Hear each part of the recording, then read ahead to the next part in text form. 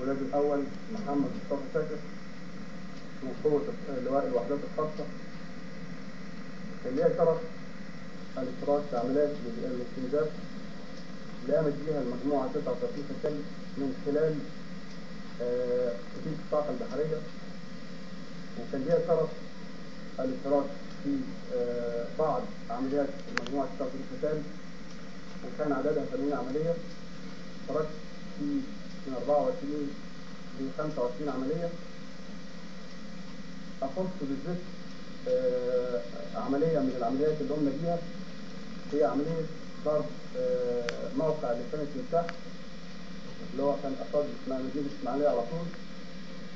وكان دوري فيها ضمن مجموعة الاقتحام، وكان القائد بتاعي في العملية ديت كان الله يرحمه محمود الجيزي.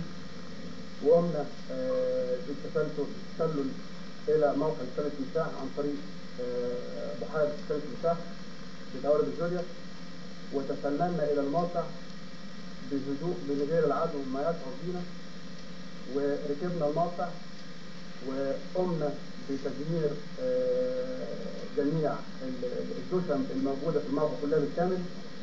ونزلت أنا وابتدائي سمير نوح والأخ نيجي مهدى مصري، ونزلنا جبنا مدفع عودي أو رشاش عودي بمعنى أصح إسرائيلي، وذخيرة كانت متمصفة جاهزة من تحت بعد تدمير الموقع كله بالكامل. وطلعنا سالمين. واحنا في العودة وانا طالع اصيب الابتدائي الجيزي وتمت العملية بنجاح. وكان شرف كبير جدا ان حصلت على نوت الجمهورية ونوت رجاعة من الطبقة الثانية في نفس العملية. وكانت ذكرى كويسة جدا. العملية دي كانت يوم 19 ابريل 69.